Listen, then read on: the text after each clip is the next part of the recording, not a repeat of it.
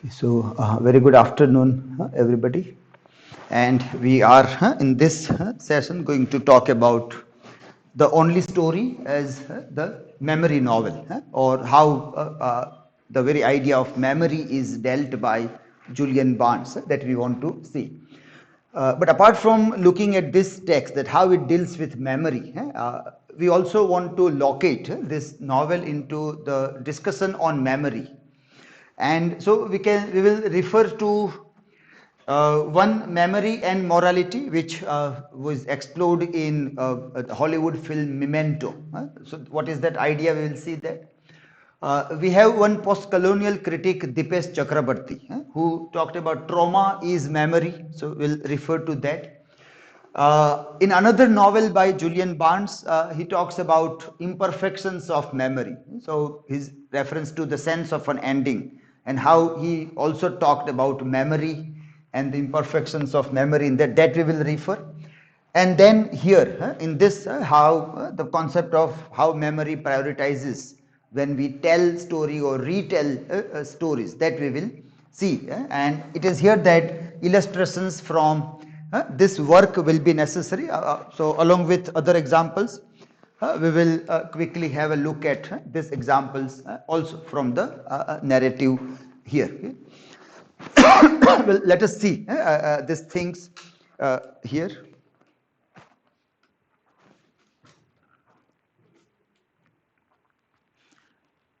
So, memory novel, or you can say the theme of history and memory, theme of memory in the only story. We can say that history is a collective memory, and memory is personal history. So when we look at history, history of nation, history of society, history of human beings, what is that? Perhaps it is the memory of everybody, collective memory, that becomes history. And what is memory? Memory is our personal history. It is a personal life that is lived in personal spaces. The life which is narrated or not narrated, told to anybody or not, just told to self also. Yeah? The stories which are only told to self, or the history that is only written for self, and we do not share that with anybody else also. So it is, memory is something that is a personal history which is not perhaps shared with anybody else, but it is only for us. But when we are all alone, we may be going back to our history, our past, and then we may be talking about that. So that becomes there. As a collectively, we go back into time and we write history, that this is what the forefathers, the people on this earth, in this society, that time has lived and have done all these kinds of things. We share this openly. We share this. This we do not share openly. So in form of literature, we find that when there is one person sitting there in his old age and going back into the past of his personal life and telling us the story, telling us his life story, what that person will do will go back into memory. That is the only way that you can tell the story of the self. You have to revisit your memory.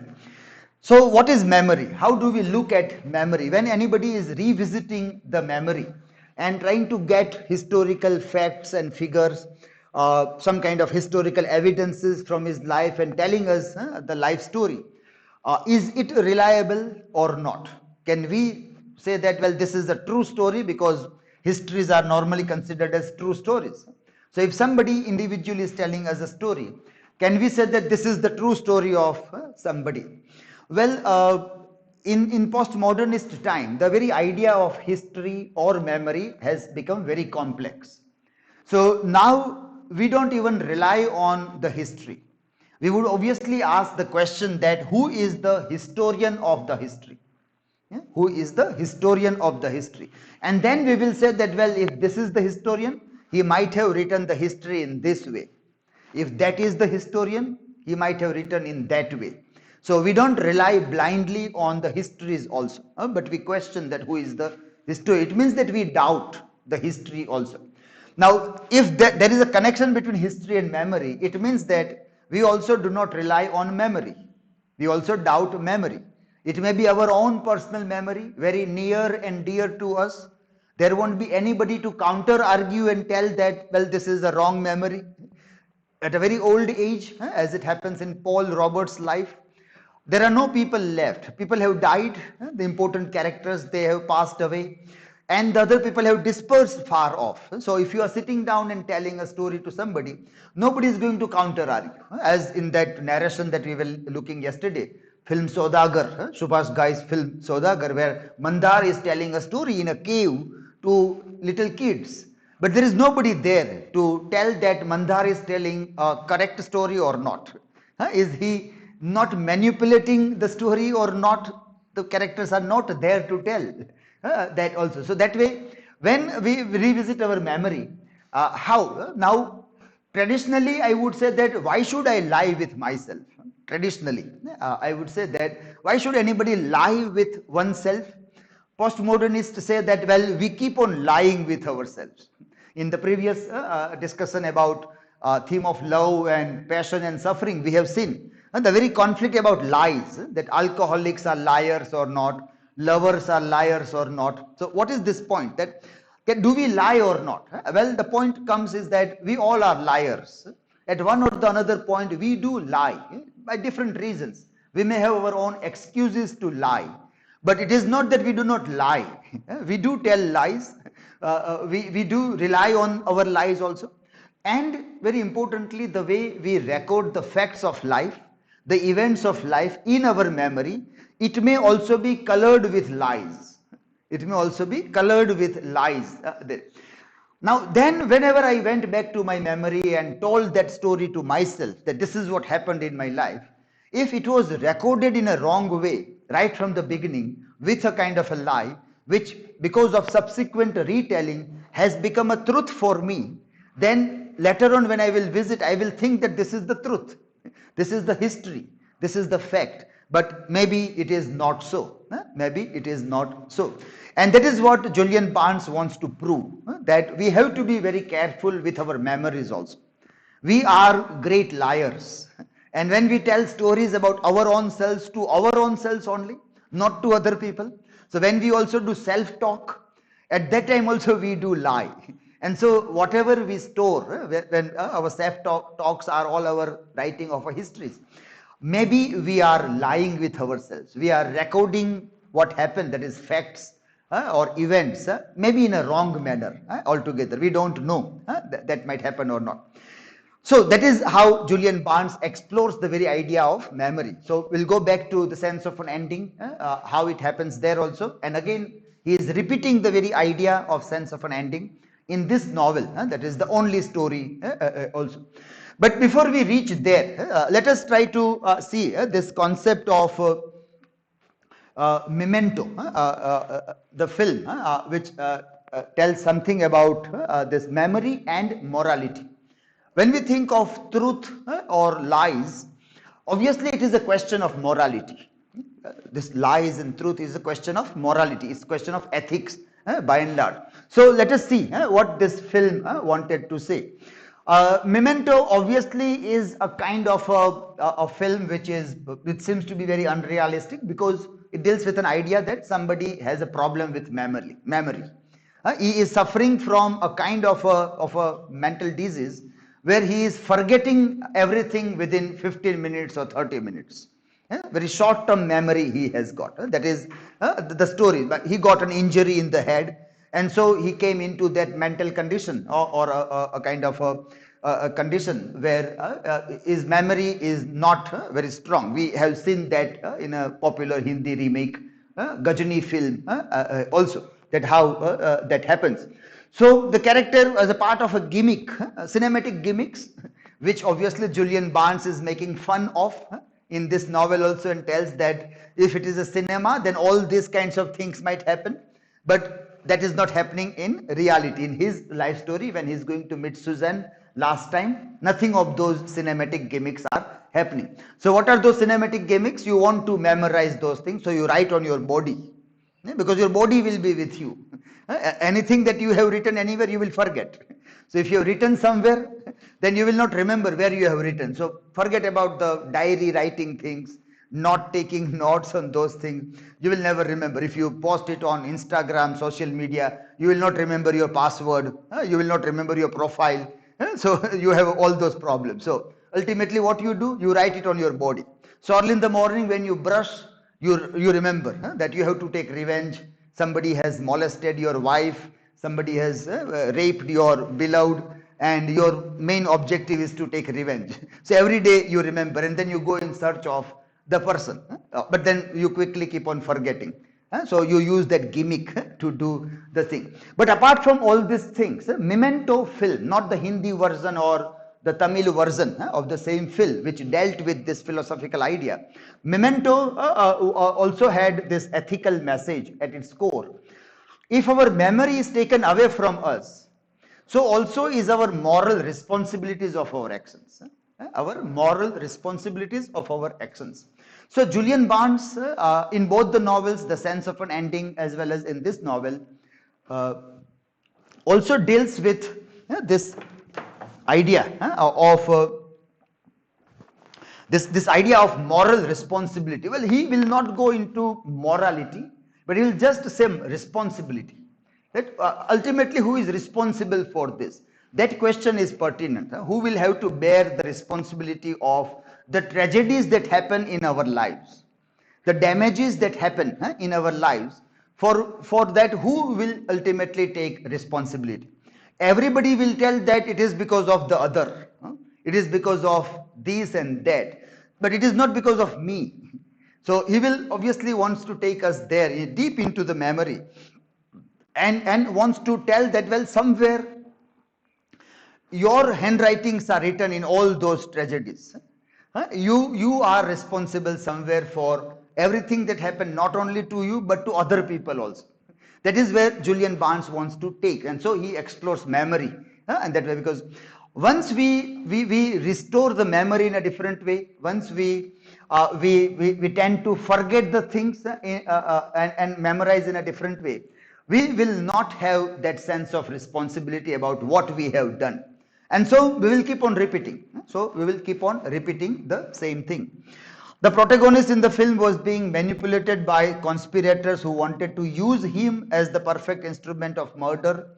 Having no memory of the crime, he could not later feel any remorse. Something which Julian Barnes is very much interested, remorse. He says it is not regret. Regret is still very lower. You may have compassion, pity, kind of a thing, but these are very lower thing, remorse. And how remorse is much deeper? Because here you cannot go and tell anybody that I am sorry. That time is lost. The person has passed away. Now the person is not there. So you have to live with that agony, that you can't even say now sorry to somebody. With that, that is remorse, which always remains with the person. But here, when you don't have a memory, you don't have a remorse, you don't have a regret. So that is how this film is exploring, which might prompt him to confess to the deed, and which the idea we have seen in I don't think you have studied Telltale Heart. You have not studied. No? This is a short story by Edgar Allan Poe. Edgar Allan Poe's short story Telltale Heart, where the character who is the protagonist has killed some person and cut into pieces and put that beneath the floor. And then when the neighbors called to police that there is some noise in the neighborhood, when the police is coming, he has covered up everything. There is no sign of any murder. But suddenly the entire house starts throbbing like heart, as if that person's heart is throbbing. And then he cannot keep that secret and tells to police that I have killed and here is the dead body. The pieces of the dead body is here. So something suddenly happens, and then he can't bear that remorse of murdering, and he himself tells to the police who were going that there is nothing wrong here. Telltale Heart, or the other things like Claudius in the prayer scene in Hamlet, how he tells, or in Scarlet Letter by Nathaniel Hawthorne. There is one character, Arthur, who has done something wrong, and so on his body a mark is emerging, a letter is emerging on his body as a part. These are all those things which literature has dealt so far as remorse is concerned. The remorse idea there. So to add a further twist both to the plot and to the moral question mark that it poses, there is ambiguity as to whether the exploited amnesiac is in fact exploiting the situation so as to make the most of his memory-free state and achieve a godlike or devil-like transcendence above and beyond the duality of good and evil. Now, this amnesiac kind of a situation where the character is, in the film, perhaps the character is really in that situation, and so he is not remembering. And so, because you don't have that memory of ethics or good or bad, you are somewhere like God or devil. But here, in our case, the person is not suffering from disease. It's a common human being, Paul Roberts, or it is like us, everybody of us.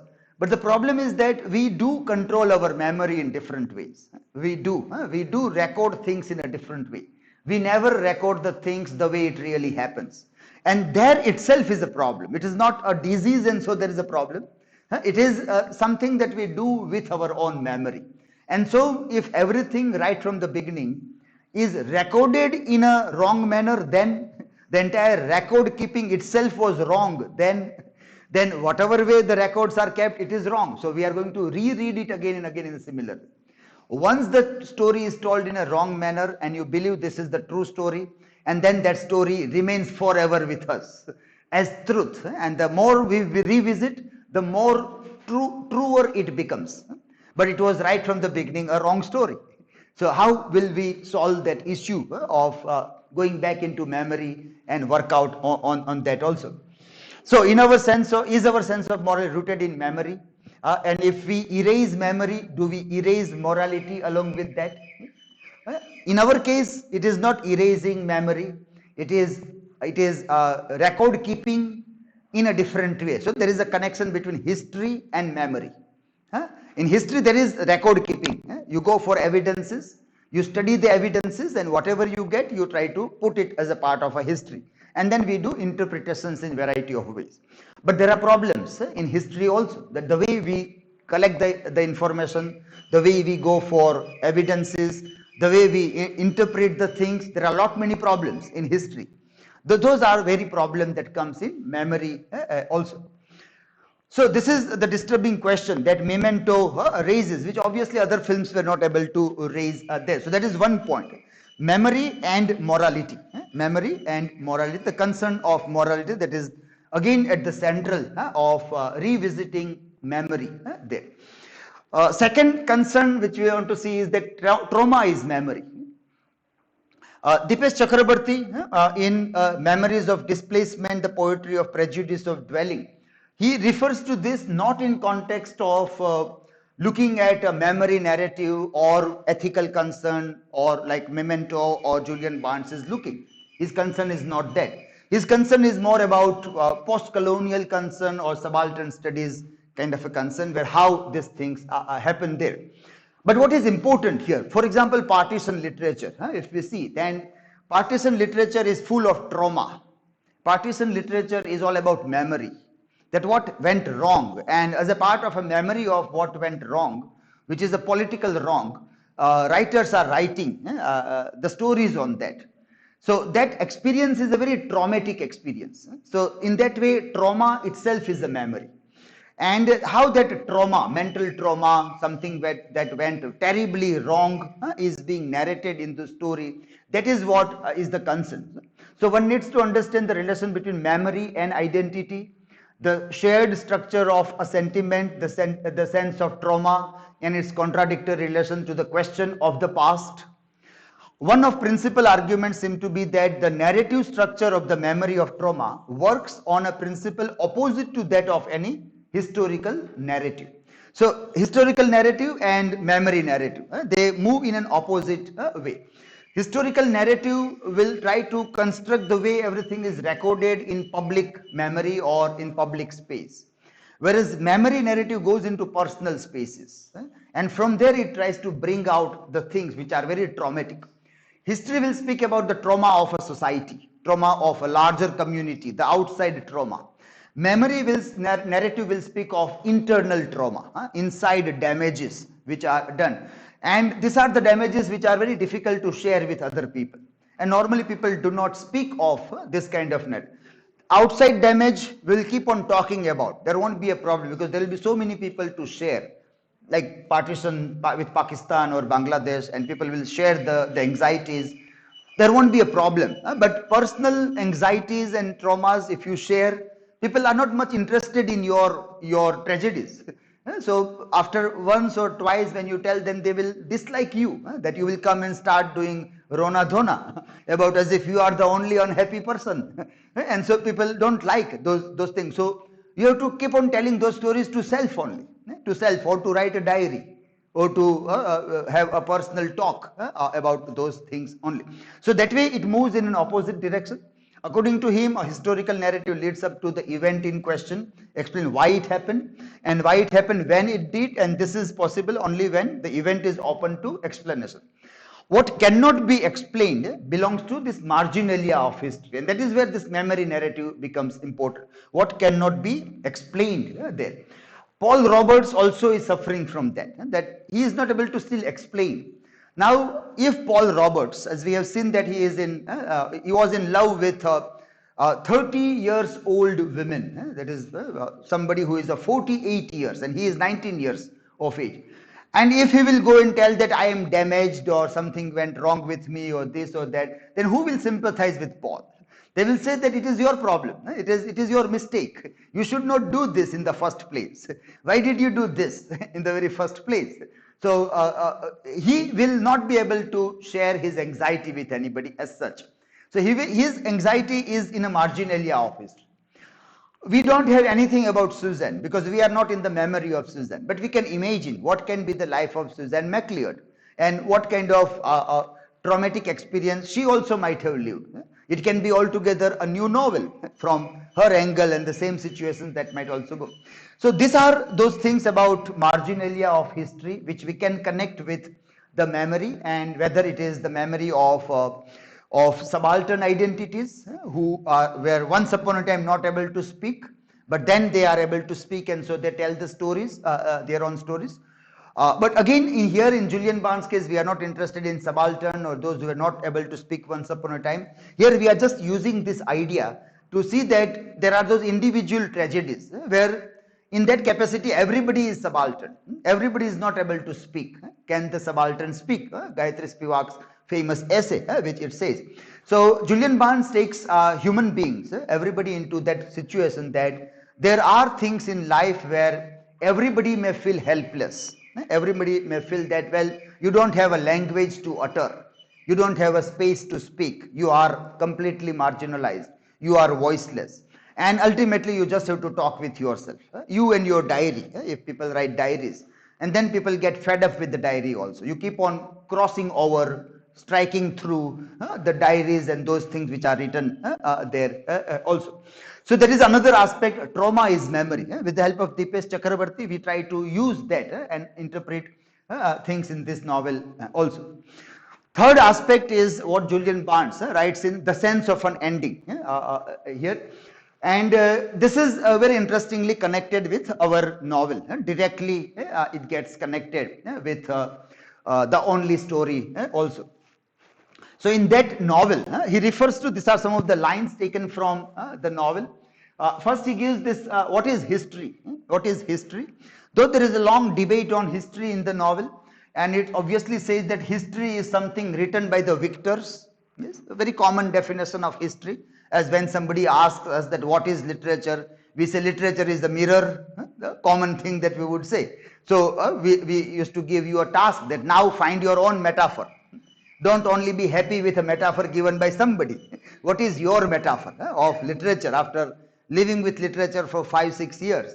Now, how do you look at literature? What is your metaphor? This is what, in sense of an ending, in a history class, a history teacher is asking to the students that what is your definition of history now? You give us your definition. So very quickly people would say history is something that is written by the victors. But that is half true, it is not complete true. History also is the self-delusion of the defeated. History is self-delusion of the defeated also. So when we see this point, of history, which gets connected with our memory idea also. That history, on one hand,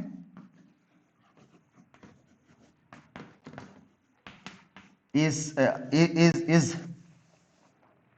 told by victors.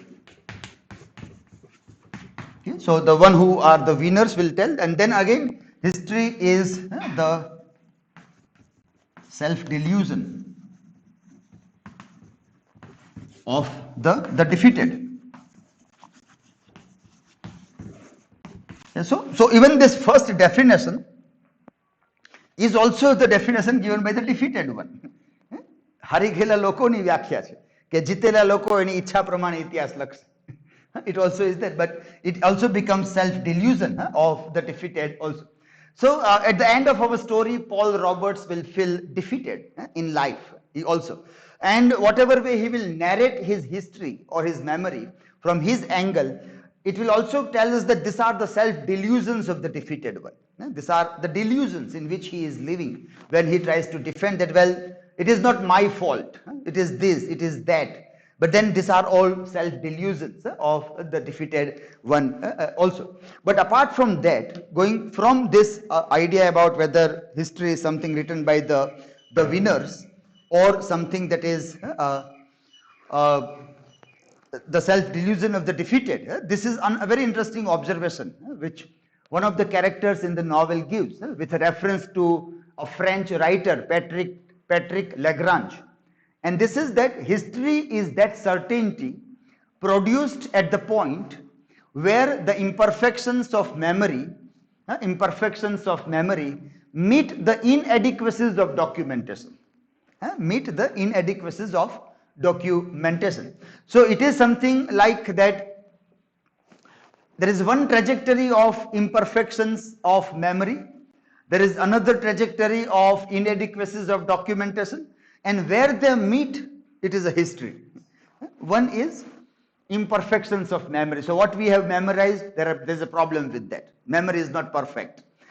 Then whatever document we have to support our memory, whatever documents we have to support our memory, because as we many times say that you tell somebody that you have done this or that, so people will ask what are the documents. So you will show photograph that you have taken a photo with banner, you have taken photos there, so these are your documents.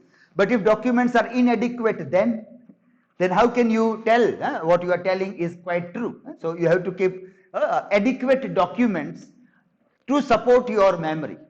But here the case is imperfect memory and inadequate documents. Both the things come together, and there with all these limitations, that is imperfection, inadequacies, and between these two limitations there is some kind of certainty. That certainty is history. So it's a very complex definition of history, which is used by Julian Barnes in that novel as memory.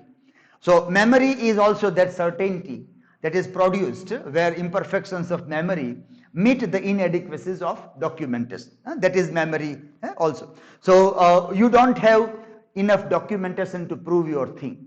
You may have some kind of diary scribbles. In here there is no detailed diary. In that novel the diary is burnt. Somebody's diary is burnt, and there is hardly 1 or 2 pages left, and that also are incomplete. So what will you conclude from an incomplete diary page? The complete diary is burnt away. So now you just have to assume the things about the memory there.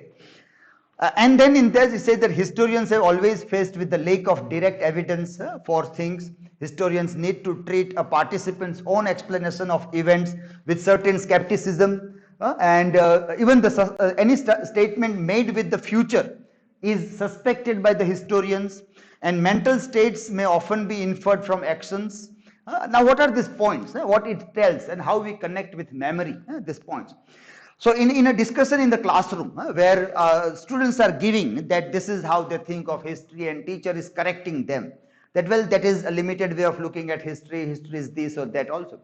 So one of the students, who is Adrian Finn is explaining with an example that recently one of the students, Robson was the name of the student, who committed suicide. So he gives an example that the recent suicide by one student, and when after 50 years we will come back to that suicide, then how will we look at memory or documentation and other kinds of things? Who will be there to tell us that what really happened that Robson committed suicide? What was the reason for that? How will we be able to know? So that will be a problem there. And ultimately, even if we will get this, that, other kinds of things, because teacher told that Robson might have called somebody, Robson might have written letter to somebody, parents might be aware about something. So from that, at least we can conclude that what might be the reason that Robson has committed suicide.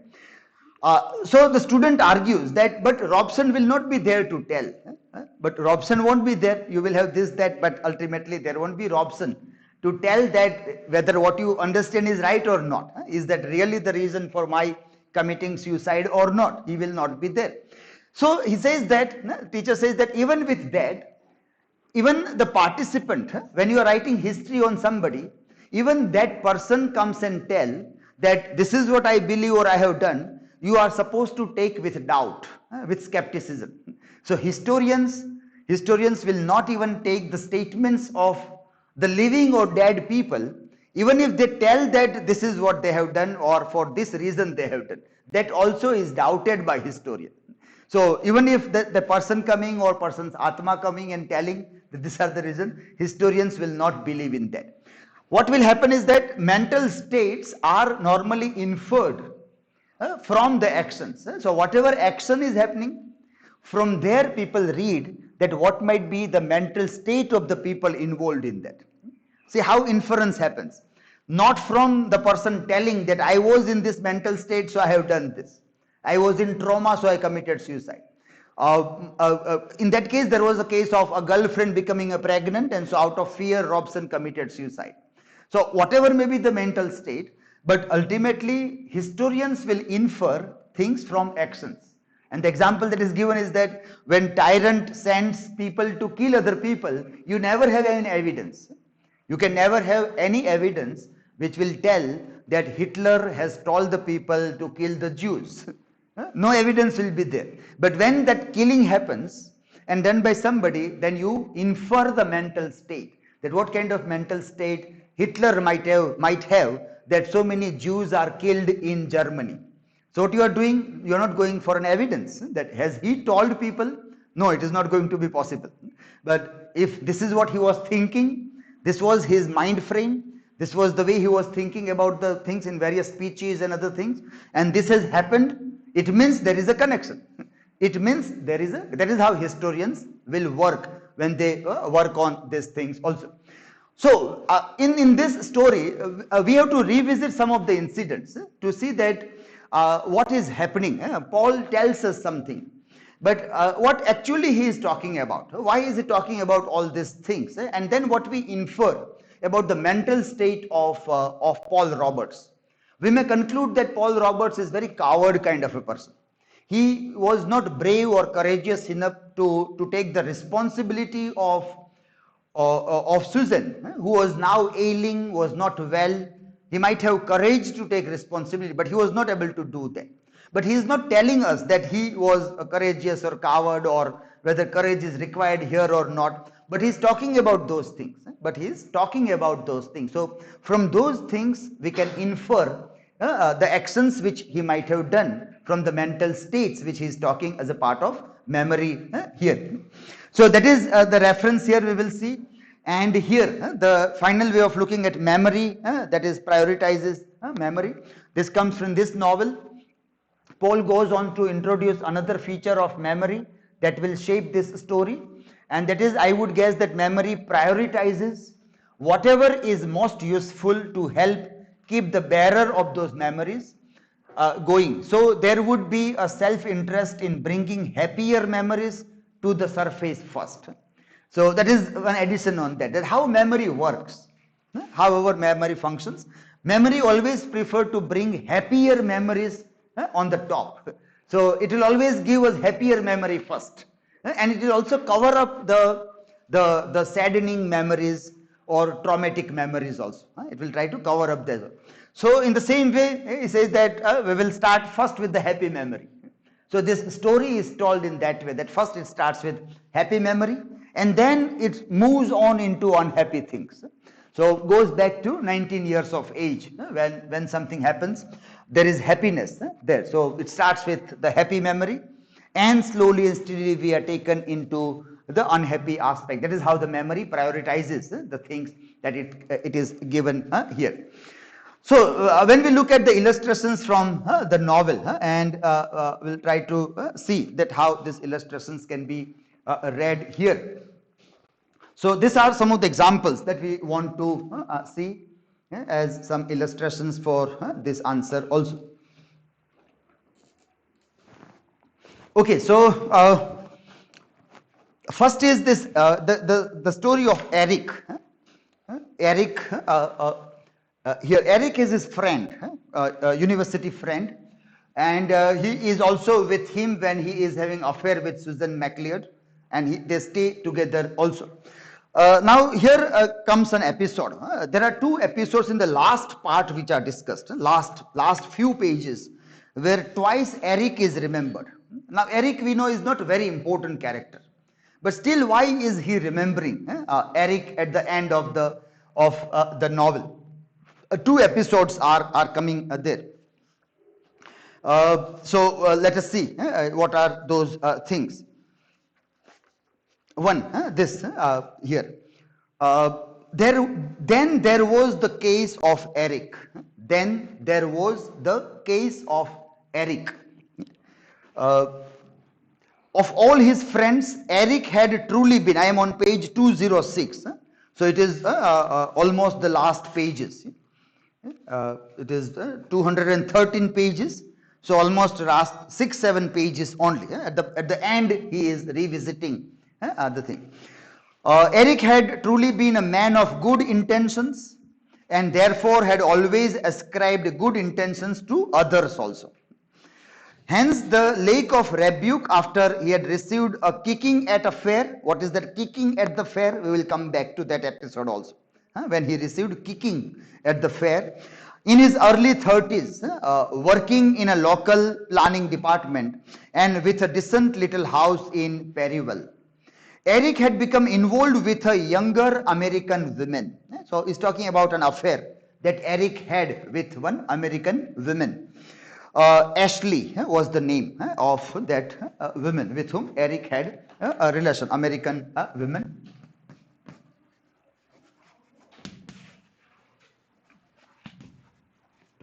Yes, Ashley. Yeah.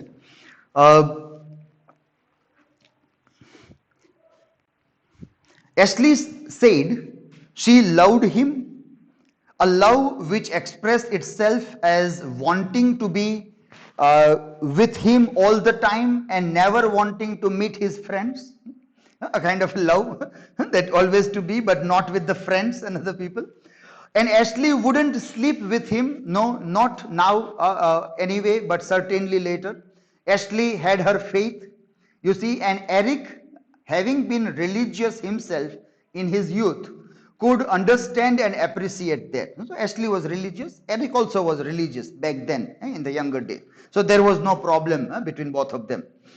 Ashley wasn't a member of an established church because look at all the harm established churches had caused. Eric could see that too. So they were religious but not following, going to religion or established church because they think it is very harmful rather than helpful. Ashley said that if he loved her and agreed with her contempt for worldly possessions, then he would surely join her in such beliefs. So, like this is the kind of a group that if you are religious, then don't go for material things. Sell off all the things and be kind of fakir. Come on this side. So, don't go for material things. That is what Ashley used to believe. And so, Eric temporarily cut off from his friends, put his little house up for sale. Eric થોડો એના પ્રભાવમાં આવી જાય છે થોડો સમય એટલે એણે પણ એનું ઘર બાર બધું વેચવા કાઢ્યું કે આ બધું વેચી નાખીએ ને આપણે પણ એક સંપ્રદાયનો ભાગ બની જઈએ under the influence of Ashley. House up for sale, planning to give the proceeds to some કોકેમાઇમ સેક્ટ ઇન બાટલીમોર, એટલે નાનકડો કોઈ સેક્ટ હોય, સંપ્રદાય હોય, એમાં એ દાન આપી અને એનો ભાગ બની જવા માટે. After which the couple would move there and be married by some Kokemain religious theorist, a summum or sham, whereupon Eric, in exchange for his Percival house, would be granted squatter's rights in perpetuity in his new wife's body. So that is how humorously he speaks, that when he will live off his property, home, એ બધા પૈસા એ દાનમાં આપી દેશે, પછી એ ધર્મગુરુ છે બંનેના લગ્ન કરાવશે અને બંને સાથે ત્યાં આશ્રમમાં રહેશે, એવી વાત થઈ. And Eric was almost ready also. Fortunately, this is very important. Paul himself was not that fortunate to understand the things with Susan, but Eric was. Fortunately, almost at the last minute, some survival instinct asserted itself, and he had cancelled his instructions to the estate agent. Estate agent એટલે જેને મકાન વેચવાની વાત કરી હતી, એમને છેલ્લી ઘડી એને ના પાડી કે મકાન વેચતા નહીં. Last moment, suddenly something happened and he did that. Whereupon Ashley vanished from his life forever. અને કારણે એસ્લી પછી ક્યાંક ચાલી ગઈ એના જીવનમાંથી. It had been a real disaster for Eric. જો એમણે એ પ્રેમમાં આવી અને પ્રેમના આવેશમાં એ પગલું ભરી લીધું હોત તો એના માટે ડિઝાસ્ટર હોત. We have seen the disaster, the ultimate definition of love, that when you give entirely to love, there is a disaster. But Eric saved that disaster. છેલ્લી ઘડીએ એમણે મકાન વેચ્યું નહીં, બધું કોઈ ધર્મ સંસ્થાને દાનમાં આપી અને એસ્લી સાથે લગ્ન ન કરી એ નિર્ણય કરીને એણે પોતાની જાત બચાવી લીધી. જાત બચાવી, જે પોલ ન કરી શક્યો. He was not able to do that. He had lost his belief in the good intentions of others, and with it the ability fully to give himself over to love. His ability to give fully, entirely to love, he is not capable, was not able to do that. If only he had been inoculated with Susan's suspicion of missionaries, but that hadn't been part of Eric's prehistory. He was not aware, but somehow he saved. Now, why is he telling this? Now, after telling this, he is not talking about anything. He just referred to this, Eric, this. So, what do we infer from this? What is the mental state of Paul? He is not telling that I should have done similarly. એમ એ કહે તો એ ખુલ્લો પડી જાય. એ પોતાની મેમરીમાં પોતાની જાતને જે રીતે સાચવી રાખી છે એ ખોટું પડે. He may falsify, and we don't want to falsify ourselves in our memory. So we just tell about some other thing. This is right, this is wrong, this people did that, other did. Now as a reader, when we try to infer the mental state from this, we infer that he obviously is regretting that I shouldn't have given entirely for this love. I also would have some sense of a survival instinct and might have saved myself the way Eric has saved himself from that episode. So that episode of Eric that comes here, which tells us about his mental state. Then he refers to this also, this episode of Eric earlier, where he has been kicked by some people. And that is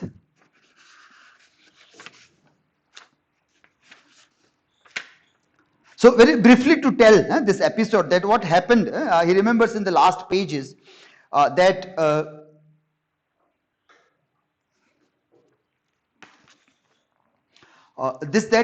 when they were coming from a fair, there was a fair and they were coming off, it was almost late night there, and somebody attacked them. He was there, Paul also was there, Eric was there, and Eric was attacked by some unknown people. And instead of saving Eric, Paul ran away from that place, shouting that police, police, I am going to call police. And then he writes that I was well aware that there is no police there. Why I ran away? And then after he was beaten, and then when people left, I came back. And I started showing my sympathy to Eric that I should have stayed with you. I went to call police. So he says, what was that? He says that, was it cowardice? Was it that the influence that I was afraid, I don't have courage? He don't want to accept that he is a coward. But then he refers to that, and then we refer from this, we infer that Paul is not able to face such kind of realities. The other episode, very nearly in the narrative, he refers is about when Gordon has beaten him when he was in the library of MacLeod's home. There, and then at night when Gordon came and he punched him and then he ran away from the home. So that also was the time that if you really love Susan, and then you will have to face the husband of Susan. You have to fight with him. You have to convince him. If you entirely give for the love, then you can't allow Susan to be beaten by Gordon. And when Gordon comes there, he is not able to face Gordon. And Gordon punches him and he runs away from that place also. So again, he is just giving us an idea that what kind of coward was he? What kind of cowardice was there in him? So he would question that is this being coward, or is this complacency? Or is this complacency? Santoshi ho. So you might say that, well, I am quite satisfied with things. But then that satisfaction also is connected with being coward. If you want something, then you have to face something. You have to accept challenges also. Coward people will always have an easy escape route into, I am happy with whatever I have. I am satisfied with whatever I have. So he would play on these ideas when he refers to this point there. There are two other examples which are very, very curious to see that why is he referring to this and what is the context of these references. This comes again in the last pages and without any connection, without any connection or any other things. We suddenly see this episode of fellow in 40s at the bar. Suddenly he writes, there is no connection whatsoever in the entire novel, and in the last part he is writing this. So now we are trying to see that when a person is going into memory and telling us the entire story, old fellow going back 50 years back, 30 years back and telling a story, and then suddenly some episodes are emerging from that memory. So it is like the residue of something that is coming up. If you want to visualize an image, then if you have made a tea or a coffee and then it has gone cold, you have made tea, coffee, and then it has gone cold. So we know that the residue of tea, coffee will stick at the bottom. તપેલીના તળિયે ચોટી જશે. ચા હોય કે coffee હોય ઠંડુ થાય, ફરી પાછો તમે ઉબાલવા મૂકો તો ફરી પાછો તો એ બધું ધીરે ધીરે છૂટું પડીને ઉપર આવે. ધીરે ધીરે કોઈ બાબત છૂટી પડી ને ઉપર અપાઈ પાછી નીચે ચાલી જાય. તો એમ આજે થોડું થોડું ઉપર આવે એ મેમરીમાંથી આવતા આવા કણો છે, નાના મોટા કોઈ અંદર ધરબાયેલા હોય અને કોઈ એપિસોડ આવીને પાછો બેસી જાય. હવે એમનું આખા પેલા સાથે કનેક્શન શું છે? Very difficult to see that how these episodes are connected there. So as in the previous slide we have seen that mental states and we infer about the human beings, their characters from that. So inferences. Well, so here is one thing that he was sitting at the bar. There is a third person narration in the last part. Paul is sitting at the bar halfway through his third and theoretically final cigarette of the evening, when a man in beach shorts and flip-flops climbed onto the stool beside him. So like in the evening time he is having cigarette, and like people, normally addicted people will have some kinds of those self-disciplines that, well, not more than 3 cigarettes. So theoretically this was the last cigarette, but then he will find an excuse and will have 2 more. So this is practically you find a way કે આજે mood હજી થોડો વધુ ખરાબ છે, આજે બધા જૂના લોકો બહુ યાદ આવ્યા છે, એક હજી સિગરેટ લઈ લો, હજી એક પેગ પી લો. Theoretically you decide something, practically you keep on. Addictive people normally find excuses for their addictions. He somewhere refers that Susan is his addiction also. Susan also is referred as addiction in this one of the references. So he is sitting there, suddenly somebody is coming there. Mind if I bum one? So he's thinking, can I sit with you for a while? Be my guest, he said. He passed across the pack, cigarette pack, then some hotel book matches with a palm tree on the cover, matchbox. Smokers, we are a dying breed, right? It's very interesting reference, contemporary times. where now you don't find space to smoke. So smokers are dying breed. Once upon a time, people can easily smoke anywhere. Now it is not allowed. Legally, people cannot smoke in open spaces. Public spaces are not there. So he says the smokers are dying breed now. The fellow was probably in his 40s. As lightly drunk as he was, English, genial, unpushy, that is the characteristic of that person. None of that fake bonhomie you sometimes encounter, the assumption that you must have more in common than you did. So is not a kind of like seemingly trying to be very good, but people are not good, but they have that decency of behaving. There was nothing like that. He was like more honest kind of a thing in his behavior and other things. He was not making show off of any kind of those behavioral thing. And so they sat there quietly, smoking away, and maybe the lake of false small talk encouraged the man to turn and announce in a level meditative tone. So, well, sitting silently, not talking. And what is this talk? He says, this is a lake of false small talk. Lake of false small talk. એટલે કોઈ અજાણી વ્યક્તિ આવી હોય તો આપણે કેવી ખોટી ખોટી વાતો કરીએ. તમે કોણ, શું કામ આવ્યા, કે કઈ વાત કરવાની ઈચ્છા જ ન હોય, પછી આવ્યા છો તો વાત કરીએ કઈ, એના કરતા છાનામુના બેસીએ તો. Well, that is એટલું ઓનેસ્ટ કેમ રહેવું? That is again very interesting thing which many times like true friends, સાચા મિત્રો ભેગા થાય તો એને કઈ બોલવાની જરૂર ન પડે. થોડી વાર કલાક ભેગા બેસી છાનામુના પછી પાછા વયા જાય. એમાં આવો આવો આવજો, પાણી પીવું છે, ચા, એવું કઈ આવે જ નહીં.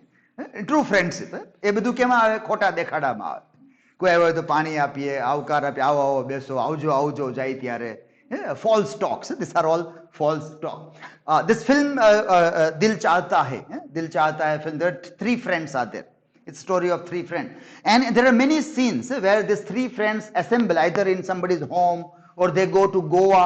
They go to Goa for a picnic, all three. And they are talking nothing. એ કાંઈ વાત જ ન કરે, બસ એમને મૂંગા મૂંગા બેઠા હોય. કેટલી બધી ફ્રેમ એવી આવે કે ગોવાના ગઢ ઉપર બેઠા હોય, ક્યાંક કે હોડીમાં બેઠા હોય, તો એમને જુદા જુદી જગ્યાએ મોઢા રાખી અને છાના મુના બેઠા હોય. So what is the filmmaker telling? That is that there is a bond of a friendship where you don't require false talks. You don't require, you just want to be together for a while. બસ સાથે બેઠા રહ્યા, અંદરથી વાતો થઈ ગઈ, ચાલતા થયા પોતપોતાના રસ્તે. પાણી તો કઈ જઈને પી લે, એને લાંબુ થવું હોય તો તકિયો લઈને લાંબો થઈ જાય, એને બધું આપવાનું ન હોય કાંઈ. So that is what, okay, and then you get some kind of a good atmosphere. That. So એ એમને મળ્યું આજે the man in the 40s. એટલે this Paul is not, but cigarette તો કે લો પીવો, બેસો, and you don't want to talk, don't talk. There are no false talks between both of them. And he is encouraged by that. And in a meditative tone, he said something. In a meditative tone, that person said something. This is very interesting. She said, this is that unknown person telling. She said she wanted to rest on my shoulder as lightly as a bird. As lightly as a bird. પક્ષીની જેમ. એને મને એમ કહ્યું કે એને મારા ખંભા ઉપર પક્ષીની જેમ લાંબુ થઈને સૂવું છે. પક્ષીની જેમ બેસવું છે. I want to perch like a bird on my shoulder. આવું meditative toneમાં એ ભાઈ અચાનક બોલ્યા. આવું કંઈક. I thought that sounded poetic. I thought that sounded quite poetic. Also, bloody brilliant. Just what a fellow needs. Never went for clingy. That the man posed. Paul was always happy to supply a prompt. He says, but it didn't work out. So then what happened? કે શું થયું કે અચાનક આ વાત કરી કે તેણીને આ રીતે મારા ખંભા ઉપર પક્ષીની જેમ બેસવું હતું, પછી શું થયું? So two problems, the person said, directly coming to problems. Two problems. The fellow inhaled, then blew the smoke into the scented air and said, number one, birds fly away, don't they? એટલે કોઈ એમ કે પક્ષીની જેમ બેસવું છે તો થોડી વાર એ આપણે ટોડલે આવીને બેસી જાય ને પછી ઉડી જાય. એક બે ટહુકા કરી લે ટોડલે બેસીને પછી ઉડતા જાય, પછી આપણે એમને રહી જાય ખંભો ખંજવાડતા. એટલે એક તો એ વાંધો કે આ પક્ષીની જેમ આવે તકલીફ, હા ક્યારે પાછા ઉડી જાય નક્કી નહીં કે. So there is one problem, and then that's in their nature as a bird, isn't it? પક્ષીનો તો આવો સ્વભાવ હોય, ગમે ત્યારે પાછું ઉડી જવું. And number two, before they do fly away, they always shit on your shoulder. And that is problematic. પાછા ઉડી જાય ને વાંધો નહીં, પાછા ચરક મુકતા જાય, એ તકલીફ. એટલે એ પછી એ દાગ પાછો કાયમી રહે, મનની અંદરનો જખમ. એટલે આ રીતે કોઈ જીવનમાં આવે અને પાછા ઉડી જાય, પછી એ જે આ ચરકો મુકતા જાય એનું શું કરવું? So suddenly he refers to that point. Then nothing. આ રેફરન્સ કરીને પછી કાંઈ નહીં. So, well, we have to infer that now what is this? Whether Suzanne is a bird, or is Paul a bird in life of Susan? Okay, Paul, Susan in life my bird. What is that? Paul has left Susan ultimately in that way. It was not Susan who left Paul, but it was Paul who left the thing there. And he had made Susan's life very shitty, that she is now dying a zombied life in a mental asylum. So anything can be inferred. Paul is not taking us very deep into a very dirty mind that he might have, or the damage that he might have done. Ultimately, something terribly wrong he might have done in the relation with Susan or with other people also. But as we can't go that deep inside us to tell us that હું કેટલો ખરાબ છું, મેં આટલી બધું ખરાબ કામ કર્યું છે, આપણે ક્યારેય કહી ન શકીએ. આપણી મેમરીમાં ક્યારેય એ વસ્તુને એ રીતે સાચવી જ ન શકીએ. કદાચ એ નિર્દેશ લેખક અહીંયા કરે છે. એટલે મેમરી નેરેટર્સ બધા કેટલા અનરિલાયેબલ હોય, અને એના માઇન્ડને કળવા હોય તો આવા ઇન્સિડન્ટ્સની જે વાત થાય એમાંથી ઊંડું ઉતરવું પડે. And then we can infer કે well, Paul might have done something terribly damaging, which he is not able to face also. But ultimate result of that is Suzanne. The kind of life that Suzanne is living, a kind of an unconsciousness, zombied life, psychological mental disease from which he is suffering, is perhaps the shittiness of Paul that has turned into that also. So far as Susan remains alive, Paul cannot face her. That is a kind of a document of his wrongdoing. That is the document of his wrongdoing, though he won't tell that what he has done terribly wrong to Susan, that she is in that condition there. So that is one episode that comes there. The another episode is rather connected with the idea of cowards, being coward, where he refers to Max Verstappen example he refers there. This is the point where he refers to he is a Formula 1 racer. So again, suddenly the reference comes. Last page, this is page number 200, where one evening, glass in hand, he was idly following the televised highlight of the Brazilian Grand Prix. One day, suddenly. Now, so this is the narrative. So bits and pieces, things from the memory are surfacing in the last part of the novel. And one day, he was having his wine, liquor, and was watching television, and highlights of the Formula 1 race, a car race event that was coming on. He wasn't much interested in this Formula 1 racing and other kinds of a thing. I'm skipping some of the lines. Everyone drove cautiously except for 19-year-old Max Verstappen. આ પણ 19 વર્ષનો છે આ driver, very young. બીજા બધા carefully car drive કરતા હતા, પણ આ જે ડ્રાઈવર હતો formula 1 રેસિંગમાં, he was not driving cautiously. Again 19 years, so we obviously can connect that he might be looking back at his age when he was 19 years of age. He overtook his way from almost last place to third, making moves his elders and supposed betters declined to dare. The commentators, astonished by this display of skill and guts, sought explanation, and one of them provided it. And into inverted comma, commentators comment come here. They say your risk profile doesn't stabilize until you are about 25. One of the person says your risk profile doesn't stabilize until you are about 25. So today this 19-year-old driver, the way he is performing, but ultimately whether he is really a good driver, he is going to make a history into Formula 1 racing or not, will be decided when he is 25 years of age. So he has to mature still there. Now this again we can connect with the idea that, and then there is this discussion also whether he was this This statement made him attend even more closely. Yes, he thought a treacherous circuit, visibility reduced by spray to almost zero. Others things there are there. And yes, he remembered that all too well. It was called being 19.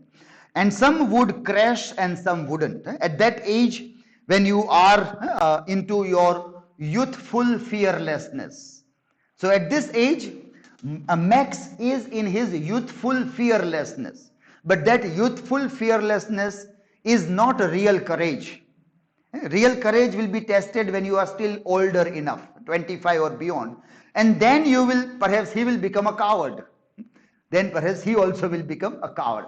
So when he looks back at his adventure in falling in love with a 14-8-year-old Susan MacLeod, and if he sees that I was courageous, but it was not courage, it was just a kind of a youthful fearlessness, but it is not true courage there. True courage is rather we can say taking responsibility of those actions. True courage is that. So that is that reference which refers again that he obviously has a deep regrets about that. He wants to justify that he has done something great. He has defeated so many other people.